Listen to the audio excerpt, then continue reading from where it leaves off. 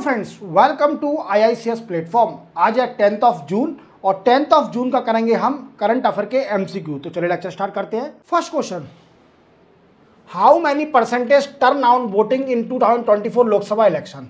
देखो, election commission ने क्या किया है कि लोकसभा के इलेक्शन जो हुए थे हमारे इंडिया में, उसकी पूरी वोटिंग का परसेंटेज बता दिया है कि पॉपुलेशन ने कितनी परसेंटेज वोटिंग दी है। तो देखो, इसका आंसर है मेरे दोस्तों 65.79 परसेंटेज वोटिंग दी है हमारे इंडिया की पॉपुलेशन ने।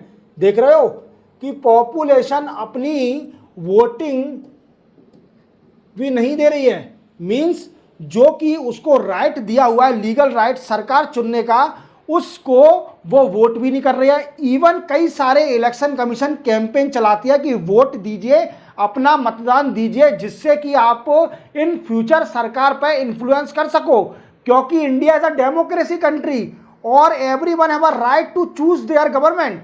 क्लियर? चलते हैं नेक्स्ट क्वेश्चन पर। Which country unveil 700 metre pedestrian bridge of nation unity. देखो, एक कंट्री है, उसने एक 700 मीटर का एक ब्रिज बनाया है। कैसा ब्रिज? ये बना है ब्रिज, इसमें पैदल चला जाएगा और इस ब्रिज को we can say that's a bridge of national unity का नाम दिया है और ये बनाया है हंगरी कंट्री ने। हंगरी कंट्री कहाँ पर है? यूरोपियन कंट्री है, European country. Clear? European country है। चलते अपन नेक्स्ट क्वेश्चन पर। नेक्स्ट क्वेश्चन है दोस्तों, who become a new chief minister of Andhra Pradesh. अब देखो, ये तो बच्चा बता देगा, क्योंकि अभी ये जो बने हैं ये इनको चीफ मिनिस्टर के साथ किंग मेकर भी हैं। किंग मेकर कहां पर? किंग मेकर है सेंट्रल गवर्नमेंट में, सेंट्रल गवर्नमेंट में। और नरेंद्र मोदी साहब जो हमारे देश के प्रधानमंत्री हैं, उनको PM बनाने में इनका बहुत बड़ा योगदान है। क्यों योगदान है? क्योंकि इनने अच्छी खासी लोकसभा में सीटें लाई थी और नीतीश कुमार के साथ मिलकर सपोर्ट किया था NDA गवर्नमेंट को, जिससे कि सरकार बन सके NDA गवर्नमेंट की। नरेंद्र मोदी साहब अपना मीन्स PM तीसरी बार 3.0 मोदी 3.0 तीसरी बार कंसेक्यूटिव प्राइम मिनिस्टर बने हैं और पहले प्राइम मिनिस्टर बने हैं आफ्टर जवाहरलाल नेहरू। ये तीसरी बार प्रधानमंत्री बने हैं किसी अपने भारत देश के। और इसी के साथ ये चंद्रबाबू नायडू आंध्र प्रदेश के CM भी बन गए हैं। ठीक है? क्लियर? चलते हैं अपन नेक्स्ट क्वेश्चन पर। India first gold medal winner in international shooting sports federation world cup. तो देखो, इंटरनेशनल शूटिंग स्पोर्ट्स फेडरेशन चल रहा वर्ल्ड कप, जिसमें इंडिया का पहला गोल्ड मेडल किसने जीता है? तो ये सर है सरदार जी, हमारे सरबजोत सिंह जी हैं सरदार जी हमारे। इन्हें पहला गोल्ड मेडल जीता है। और जो शूटिंग वर्ल्ड कप हो रहा है वो हो रहा है मुनिच जर्मनी में। क्लियर? इसको याद रखना आप। क्लियर? चलते अपन नेक्स्ट क्वेश्चन पर। नेक्स्ट क्वेश्चन है दोस्तों, who become a new president of 79th UNGA session. UNGA क्या है? United nation general assembly. 79th general assembly के प्रेसिडेंट बनाया है किसको? तो उनका नाम है फिलिमोन यंग। ये कौन है? ये former Cameroon president, means prime minister, I think. हाँ, वहाँ प्राइम मिनिस्टर होता है, वहाँ के PM है, फॉर्मर PM। अब कैमरून कंट्री कहाँ पर है? तो मेरे दोस्तों वो कंट्री है अफ्रीकन कॉन्टिनेंट में, अफ्रीकन कॉन्टिनेंट। और इसमें आपको अगर अफ्रीकन कॉन्टिनेंट बड़ा ऐसा ढूंढेंगे कैसे? तो आप सेंट्रल अफ्रीका में देखना, सेंट्रल अफ्रीका कॉन्टिनेंट में, मीन्स बीच में देखना, तो आपको ये कंट्री दिख जाएगी। क्लियर दोस्तों? इसी के साथ next question, Sameer Bansal was appointed CEO of which insurance company. Sameer Bansal है वो किस कंपनी के CEO बन गए हैं? तो वो है PNB met life insurance company, PNB met life insurance company Sameer Bansal जे रहे। ठीक है, याद रखना। चलते अपन नेक्स्ट क्वेश्चन पर। नेक्स्ट क्वेश्चन अपना कि PM नरेंद्र मोदी साहब टुक ऊथ ऑन विच डे। मतलब शपथ कब लेंगे PM साहब, कौन सी डेट को?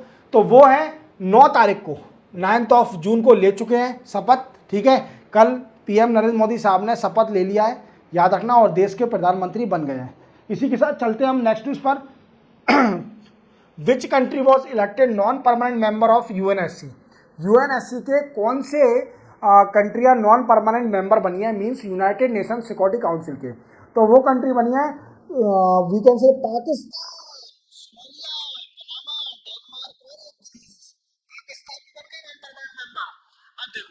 आपको पता है कि यूएनएससी में 5 परमानेंट मेंबर है। अब नॉन परमानेंट मेंबर क्या होता है? नॉन परमानेंट मेंबर 2 ईयर के लिए होता है, 2 ईयर टर्म होता है, 2 साल के लिए अपॉइंट किया जाता है। और इनका जो ये जितनी सारी कंट्रियां बनी है नॉन परमानेंट मेंबर, इनको जनवरी 2025 से इनका टर्म स्टार्ट होगा, ये मेंबर बनेगा जनवरी 2025 से, फिर इनका टर्म कब तक चलेगा? 2027 तक चलेगा। क्लियर हो गया? चलते अपन नेक्स्ट क्वेश्चन पर। नेक्स्ट क्वेश्चन अपना कि how many country form a biopharmaceutical alliance during a bio international convention 2024 in San Diego. ये शायद मैंने कल क्वेश्चन बता दिया है, ये शायद गलत हो गया है, मेरी टेक्निकल टीम ने फिर से इसको रिपीट कर दिया है, तो अपन समझ लेते हैं एक और बार। जो नए स्टूडेंट है, यूएस, साउथ कोरिया और जापान, यूरोपियन यूनियन, इन कंट्रियों ने एक डील साइन करी है। ठीक है, क्या बनाया है? Bio pharmaceutical alliance. ये क्या होता है? ये क्या, उसमें क्या होता है कि जो एड्रेस करेंगे to address drugs supply chain disruption. क्या? देखो, आपको पता है कि कई सारी कंट्रियों में कभी कभी क्या होता है, कुछ कंट्रियों में पेंडेमिक आ जाता है। ठीक है, ये कोरोना नहीं है, कोरोना तो पूरे वर्ल्ड में आया था। कुछ कंट्रियों में कुछ बीमारी आ जाती है, जैसे मैंने मंकी पॉक्स बताया था। आप मुझे कमेंट सेक्शन में बताइए कि मैंने मंकी पॉक्स में किस कंट्री को बताया था कि कौन सी कंट्री जूझ रही है मंकी पॉक्स बीमारी से। ठीक है, अब पेंडेमिक आ गया। अब क्या होता है कि कुछ कंट्री के पास इसका ड्रग्स होता है या फिर वैक्सीन होती है, तो वो क्या करती है, जिस कंट्री में पेंडेमिक आया उस कंट्री से इंपोर्ट कर लेती है। We can say that's a import and export between countries. ठीक है, अब क्या होता है कि कभी कभी क्या डिसरप्शन हो जाता है, रुकावट आ जाती है इंपोर्ट और एक्सपोर्ट करने में ड्रग्स का, तो उस चीज को एड्रेस करेगा ये बायो फार्मास्यूटिकल अलायंस, जो कि कंट्रियों ने बनाया, European union, USA, south Korea और जापान।